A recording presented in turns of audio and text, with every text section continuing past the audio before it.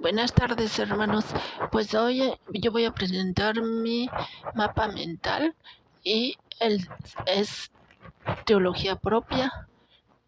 Se basa en el Dios vivo y verdadero, el conocimiento de Dios, las características del conocimiento de Dios. Tenemos su fuente, su contenido, su progreso, sus propósitos. En su fuente tenemos Dios mismo es la fuente de nuestro conocimiento. De Él, la única regla infalible para determinar la verdad genuina es la palabra escrita de Dios. La naturaleza es limitada y puede ser mal interpretada. Su contenido. Un conocimiento completo de Dios es a la vez objetivo y personal. Dios ha revelado muchos datos acerca de sí mismo. Un conocimiento acerca de Dios debe profundizar nuestra relación con Él.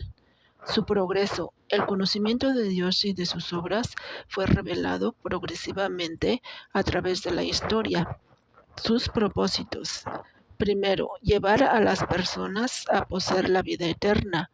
Juan 17:2, Primera de Timoteo 2:4.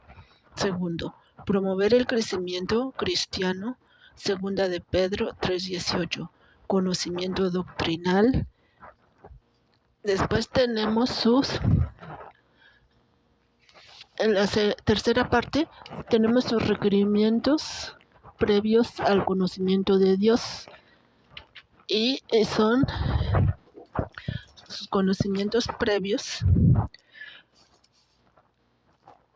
al conocimiento de Dios. Dios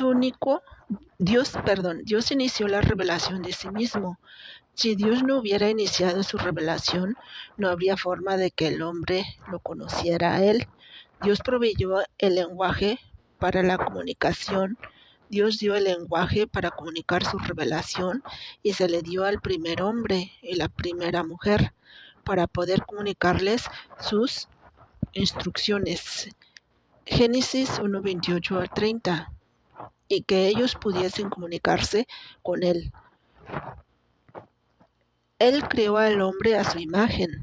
Cuando Dios creó al hombre a su imagen y semejanza, lo hizo un ser racional con inteligencia como Él mismo. Él dio el Espíritu Santo. Él les ha dado su Espíritu a los creyentes, revelarles las cosas de Dios. Juan 16:13-15. Después tenemos la revelación de Dios. En el punto 4 tenemos la revelación de Dios. Y la revelación general comprende todo lo que Dios nos ha revelado en el mundo que nos rodea. Y aquí tenemos la teología natural. Revelación especial incluye los medios que Él usó para comunicar su mensaje en lo que fue codificado en la Biblia, y esto es teología revelada. Después tenemos el punto 5. El punto 5, las características de la revelación natural. La revelación natural. Las características de la revelación natural, ella alcanza a todas las personas. Mateo 5:45 y Hechos 14:17. Es general en la geografía. Salmo 19:2 abarca la tierra entera. En su metodología emplea medios universales como el calor del sol, versículos 4:6, y la conciencia humana, Romanos 2:14-15. Y después tenemos el sexto punto, que es los valores de la revelación personal. Los valores, las vías de la revelación general. Llega al hombre en varias maneras, por medio de la creación. Afirmación. Simplemente afirmada señala que el universo nos rodea es un efecto, lo cual implica una causa adecuado. Presuposiciones. Esta depende de 3 presuposiciones. Cada efecto tiene una causa. El efecto causado depende de la causa para su existencia. La naturaleza no se puede originar por sí misma. Después tenemos el desarrollo. Decir que el universo se originó de la nada significa que fue autorizado. Lo que no tiene vida no puede producir vida. La escritura nos enseña que 2 pasajes de la revelación, y es el Salmo 19, 1 al 6. David escribió de la naturaleza continua de la revelación por medio de la creación. En Romanos 1, 18 al 32, en este pasaje el énfasis está en la revelación de la ira de Dios, porque la humanidad rechazó lo que se puede conocer de Él por la vida de la creación. Tenemos la revelación de su ira, versículo 18. La ira de Dios se revela contra todos los que suprimen la verdad y practican la impiedad. Después tenemos el punto 7, que es el contenido de su revelación general.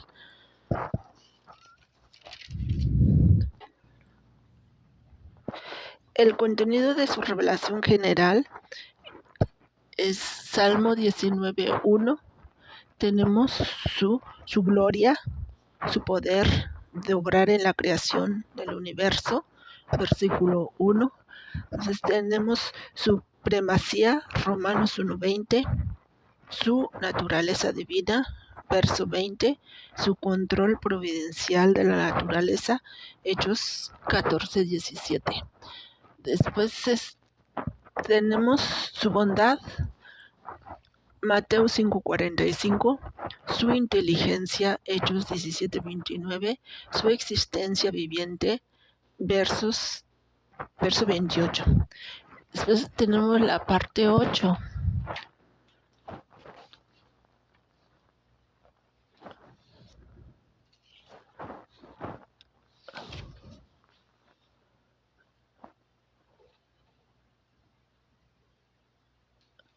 Bueno, aquí tenemos la parte 8 que dice el valor de la revelación general. El contenido de la revelación general. Y después tenemos el valor de la revelación general. Exhibir la gracia de Dios exhibe su gracia continua a través de la revelación general. La humanidad debe responder reconociendo que detrás de todo tiene que existir un ser viviente, poderoso, inteligente, sobrehumano. El rechazo de las verdades de la revelación general trae condenación justa en cualquiera y en todas las ocasiones en que se rehace.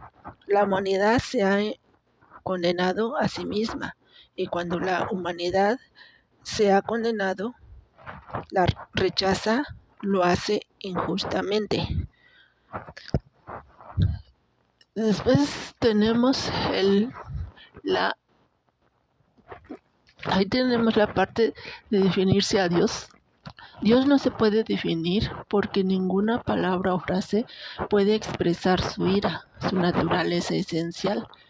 Una definición descriptiva como espíritu infinito, eterno, inmutable en su existencia, poder, santidad, justicia y verdad.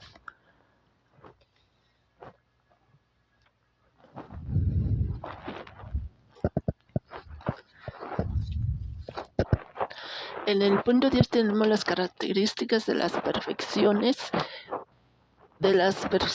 o atributos de Dios, y son los que voy a mencionar ahorita.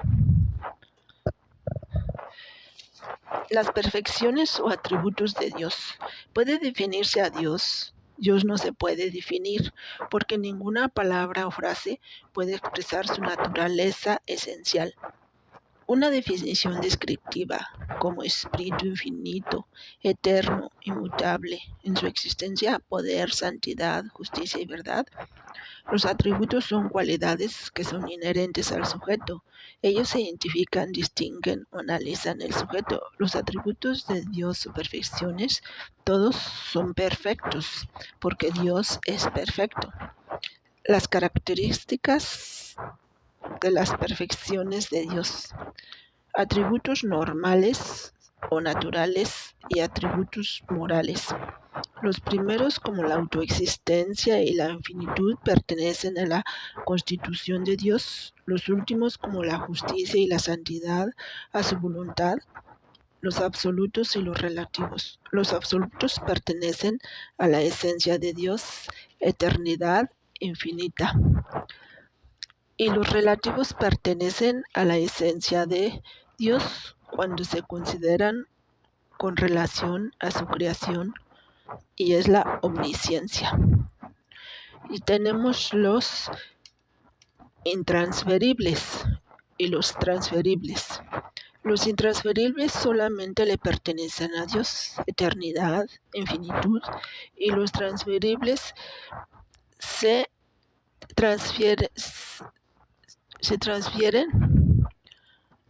en un grado relativo a las personas, sabiduría, justicia, no porque Dios los transmitió de alguna manera, sino porque la humanidad fue hecha a la imagen de Dios. La santidad es extensible, la omnisciencia no lo es. La humanidad posee un conocimiento limitado. En eso somos a semejanza de Dios, en que Él nos ha transmitido su sabiduría y su justicia. Después tenemos el punto 11, que es catálogo de las perfecciones de Dios, atribuciones de Dios consideradas, y aquí las mencionamos. Las atribuciones de Dios consideradas bajo el significado, las declaraciones de las Escrituras, la aplicación y cualquier problema implicado. Tenemos primeramente amor. El amor busca el bien del objeto amado. En Dios es la perfección de la santidad y todo lo que implica. La Escritura: Dios es amor, primera de Juan 4:8. Después tenemos en las aplicaciones: el Dios que es amor se permite a sí mismo amar a las personas pecaminosas. Esto es gracia. Efesios 2:4-8. El amor de Dios ha sido derramado en el corazón del creyente. Romanos 5:5. En las pruebas de Dios demuestra su amor hacia sus hijos. Hebreos 12:6. Algunas palabras relacionadas: la bondad, misericordia y longanimidad; y la gracia, la bondad como el cuidado benevolente de Dios para con sus criaturas. Hechos 14:17. La misericordia y el aspecto de su bondad hace que Dios muestre piedad y compasión. Efesios 2:4, Santiago 5:11. La longanimidad habla de autosujeción frente a la provocación. Primera de Pedro 3:20. Después tenemos eternidad. La siguiente: el significa que Dios existe sin límite de tiempo. Su existencia se extiende hacia atrás y hacia adelante. Después tenemos infinitud. El Dios no tiene linderos ni límites. Ni el universo ni los límites del tiempo-espacio lo limitan en forma alguna. Es intensiva en vez de extensiva. Tenemos la inmutabilidad, y esa es: Dios es inalterable y por ello no cambia. Esto no quiere decir que esté inmóvil o inactivo. En Malaquías 3:6 y Santiago 1:17, su inmutabilidad garantiza la perseveración de Israel.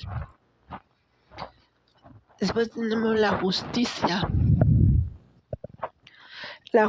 El significado de lo relacionado a la santidad tiene que ver con la separación de Dios. La justicia tiene que ver con la ley, moralidad y rectitud.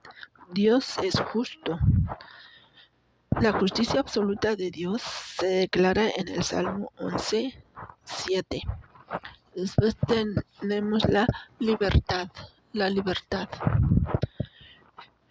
Libertad en lo que se refiere a Dios significa que Él es independiente de sus criaturas y de su creación.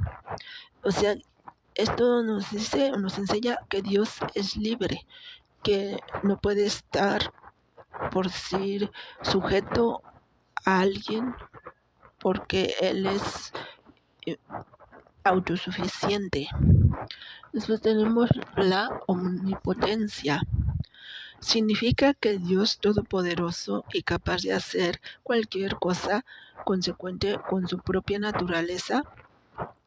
La palabra todopoderoso se usa solamente para Dios en la Biblia, en la cual se halla 56 veces y es la base para el concepto de la omnipotencia. Génesis 17:1. Tenemos la omnipresencia.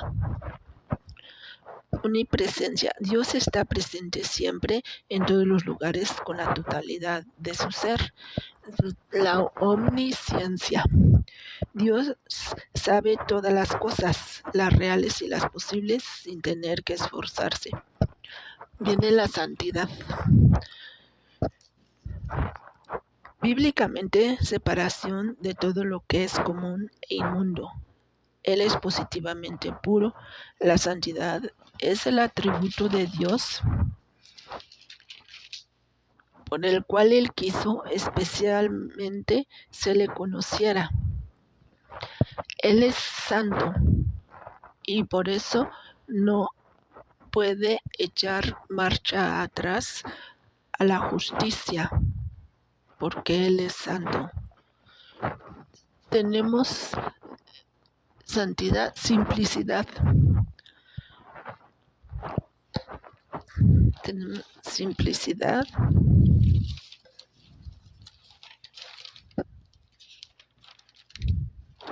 Significa que Dios no es un ser compuesto o con mezclas. Esto tiene que ver con su esencia. Dios es espíritu. Juan 4:24. Tenemos soberanía. La soberanía significa jefe supremo. Dios es el ser principal en el universo. Dios tiene un plan. Hechos 14:18. Unidad. La unidad significa que hay solamente un Dios, el cual es indivisible. La unidad de Dios fue una revelación importante en el Antiguo Testamento y esta se muestra en el Shema. El Señor es uno, Deuteronomio 6:4. Tenemos verdad. La verdad significa armonía con lo que se representa e incluye las ideas de veracidad, fidelidad y consecuencia. Y su revelación son completamente confiables. Dios es el único Dios verdadero, Juan 17:3. Y por lo tanto no puede mentir, Tito 1:2, y siempre es confiable, Romanos 3:4.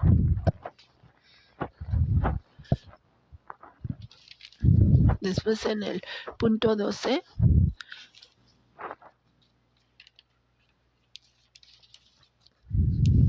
esas son las 14 perfecciones o atributos de Dios. En el punto 12 vienen los nombres de Dios. Muchos nombres de Dios en las Escrituras revelan su carácter. En primer lugar tenemos Elohim. Elohim es el primer nombre que aparece en la Biblia, en Génesis 1:1. El término Elohim, en el sentido general de la deidad, se halla cerca de 2570 veces en el Antiguo Testamento. Cerca de 2310 es el nombre que se da a Dios verdadero. Se encuentra por primera vez en Génesis 1:1. Se usa con referencia a deidades falsas en Génesis 35:2. Depende de su derivación. La forma plural es un plural politeísta, es plural trinitario, Dios trino. Las conexiones de este nombre con relación a su soberanía. Elohim se usa para describirlo a él como el Dios de toda la tierra. Isaías 54:5. El Dios de toda carne, Jeremías 32:17. El Dios de los cielos, Nehemías 2:4. Y el Dios de dioses y Señor de señores, Deuteronomio 10:17. Con relación a su obra de creación, Él es el Elohim que creó todas las cosas. Génesis 1:1. Isaías 45:18. Con relación a su juicio, tenemos en el Salmo 56 y 58:11. Con relación a sus obras poderosas a favor de Israel, Deuteronomio 5:23. Las relaciones, los nombres compuestos. Tenemos el Shaddai, el Lion, el Olam, el Roy, y después tenemos el nombre de Yahvé. Yahvé es el segundo nombre básico para Dios. Es el personal que es Yud-Hei Vav-Hei. El Señor es el nombre que se usa con más frecuencia. Este nombre lo usan los judíos, los hebreos con mayor frecuencia, pero con este nombre Dios se reveló a Moisés en la zarza ardiente. Y yo aquí se los puse como se pone en hebreo, que es Yud, Hei, Vav, Hei. Y ya de ahí se deriva ese, como lo llaman comúnmente, como Yahvé. Pero para los hebreos o los judíos es Yud, Hei, Vav, Hei. Pero ellos no lo llaman como este nombre, porque es un nombre muy especial o muy divino, y lo cambian por Adonai. O más adelante les voy a explicar.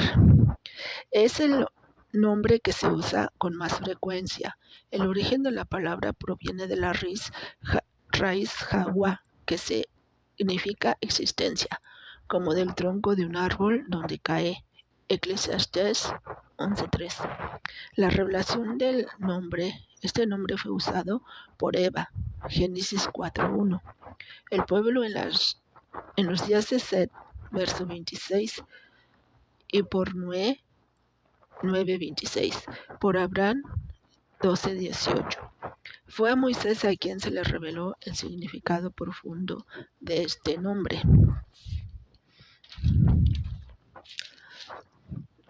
Esta revelación le vino a Moisés en la zarza ardiente, cuando Dios se identificó a sí mismo como yo soy el que soy. Allí se le aparece a Moisés como yo soy el que soy, y le dijo: para ti, Moisés, yo soy el que soy, pero para el pueblo solamente yo soy. Por eso en muchos salmos encontramos la palabra Ya, que nada más es la Yud, y la Hei. En muchos salmos aparece la palabra Ya. Después, la santidad del nombre se empezó a considerar tan sagrado que no se pronunciaba. Era sustituido por el término Adonai, y por los siglos 6 al 7, las vocales de Adonai se cambiaron con las consonantes Yud, Hei, Vav, Hei, para recordarles que se deba pronunciar como Adonai. El significado del nombre enfatiza la autoexistencia inmutable de Dios, asegura la presencia de Dios con su pueblo, se relaciona con el poder de Dios a favor de su pueblo y de su fidelidad al pacto que hizo con ellos. Después tenemos combinaciones con el nombre. Jehová proveerá. Génesis 22:4.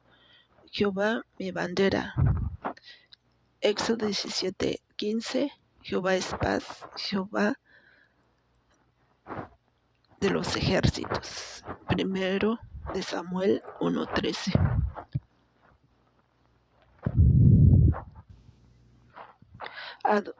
Y después tenemos el nombre Adonai.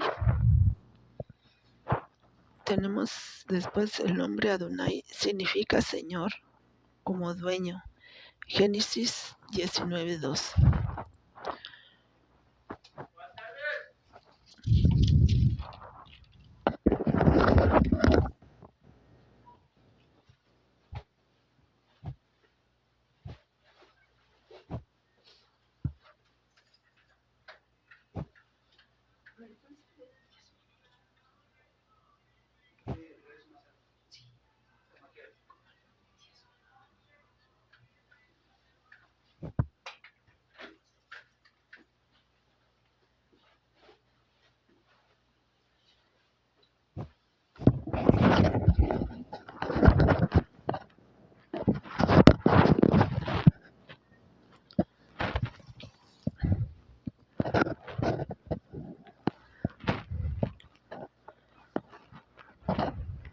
Adonai significa Señor, amo o dueño. En Génesis 19:2. Después tenemos Dios Teos. Dios Teos es una de las designaciones más frecuentes para Dios en el Nuevo Testamento.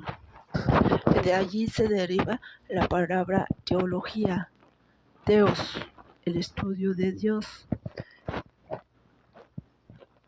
Teos es una de las designaciones más frecuentes para Dios en el Nuevo Testamento y la traducción más común en la Septuaginta para Elohim. Casi siempre se refiere al único Dios verdadero. El único Dios verdadero está en Mateo 23:9. Fue afirmada por Cristo en la iglesia primitiva. Él es único. Él es el único Dios. Primera de Timoteo 1:17. Él es trascendente. Dios es el creador, sustentador y Dios del universo. Él es Salvador. Primera de Timoteo 1:1. Él mandó a su Hijo a ser el Redentor. Juan 3:16. Y lo entregó a la muerte por nosotros. Romanos 8:32. Cristo como Dios lo encontramos en Juan y en Pablo, en las cartas de Pablo. Después tenemos Señor o Kyrios. Se emplea Kyrios en el Nuevo Testamento, Lucas 10, en Lucas 210 veces y en las cartas de Pablo 275 veces. Ellos escribieron al pueblo de la cultura y lengua griega, o sea que Kyrios está escrito en griego. La palabra enfatiza autoridad y supremacía. Puede significar Señor en Juan 4:11. Cristo, como Kyrios, durante su vida terrenal, se dirigían a Jesús como Señor, con el sentido de rabí o Señor. Mateo 8:6. Después tenemos dueño o déspotes. Lleva en sí la idea de posición. Simeón se dirige en oración como déspotes en Lucas 2:19. Y por último tenemos Padre, una de las relaciones más distintivas del Nuevo Testamento. Es la de Dios como el Padre de individuos. La palabra Padre se usa con referencia a Dios solamente 15 veces en el Antiguo Testamento. Después tenemos la Trinidad. La Trinidad de Dios. Dice que la Trinidad de Dios, por supuesto, no es una palabra bíblica, ni lo son Trinidad, trino, trinal, subsistencia o esencia. Aún así, las empleamos. Para el aspecto trino, el Padre se reconoce como Dios. Segundo, Jesucristo se reconoce como Dios. El Verbo era Dios. Tercero, el Espíritu Santo se reconoce como Dios. A él se le llama Dios. Hechos 5:3 al 4. Y aquí tenemos una ilustración de la Trinidad. El Hijo. Tenemos el Hijo. No es el Padre. El Hijo no es el Padre. Luego tenemos el Padre no es el Espíritu Santo. Y luego el Espíritu Santo no es el Hijo. Luego el Padre es Dios. El Hijo es Dios. El Espíritu Santo es Dios. Entonces tenemos los tres en uno. El agua puede, y aquí nos dice como un ejemplo del agua, que el agua nos dice que puede servir como una ilustración de tres en uno, su estado sólido y gaseoso, el líquido, o hielo, vapor y el agua. Todos son agua, pero aún así distintos, cada uno del otro. Y ese es un ejemplo que nos pone que así puede funcionar la Trinidad. Un repaso de la historia de la doctrina. Tenemos el monarquismo. Tertuliano afirmó el aspecto trino de Dios. El monarquismo. Tertuliano afirmó el aspecto trino de Dios, siendo el primero en usar la palabra Trinidad.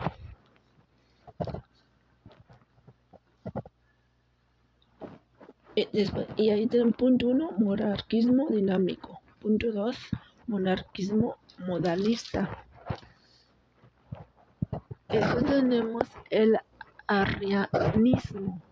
Arrio, un presbítero antitrinitario de Alejandría, distinguió el singular Dios eterno del Hijo, quien fue generado por el Padre. Él también enseñó que el Espíritu Santo fue la primera cosa creada por el Hijo. El Concilio de Constantinopla. Tenemos el Concilio de Constantinopla. En el 373 consideraba al Hijo y al Espíritu meramente de semejanza sustancial con el Padre. Y tenemos a Agustín. A ver qué nos dice Agustín respecto a la Trinidad. De Trinitate, la declaración de la Trinidad, Agustín también hizo gran énfasis en la gran eficacia como obra del Espíritu. Esto influenció no solo su doctrina del hombre y del pecado, sino también su doctrina del Espíritu. Tenemos el Sínodo de Toledo. El Sínodo de Toledo. Los teólogos del oeste afirmaban la procedencia del Espíritu Santo, de ambos, el Padre y el Hijo. Tenemos la enseñanza de la Reforma Protestante de Lutero. La Trinidad. Lutero aceptó la doctrina ortodoxa de la Trinidad porque él consideró que se enseñaba en las Escrituras. Tuvo la impresión que solo la fe la podía comprender. El socialismo en el siglo XVI negó la preexistencia del Hijo, considerándolo solo un hombre. Y después tenemos, por último, los puntos de vista modernos. Por último tenemos los puntos de vista modernos. El punto de vista ortodoxo de la Trinidad fue y es afirmado por muchos en el periodo moderno. Bueno, y así pues yo termino este punto, bueno, esta tarea que el profesor nos dejó, y deseo a todos suerte, que tengamos suerte y bendiciones, amados hermanos.